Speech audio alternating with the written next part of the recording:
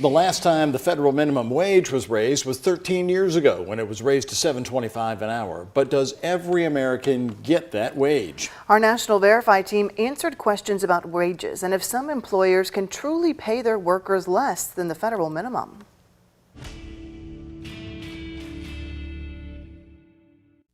The question we're diving into is, can employers pay certain workers below the federal minimum wage? Our sources, the U.S. Department of Labor, the Fair Labor Standards Act, and Anna Pardo with NC Justice. In 2009, Congress passed the Fair Standards Act, setting the minimum wage at $7.25 an hour for non-exempt employees. But it also set exceptions. The Department of Labor says workers with disabilities, full-time students, student learners, and some people younger than 20 can be paid less than the federal minimum wage. The most common example of that exception is tipped workers. The way that the tip minimum is supposed to work is you're still supposed to come out at least making the federal minimum wage of $7.25 an hour.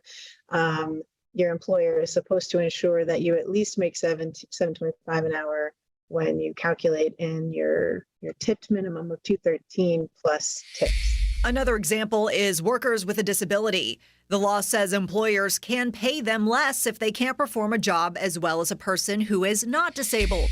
That said, states are free to pass laws addressing those disparities. South Carolina has a law banning employers from paying workers with disabilities below minimum wage. So we can verify, yes, employers can pay certain workers below the federal minimum wage, but states can pass laws changing that.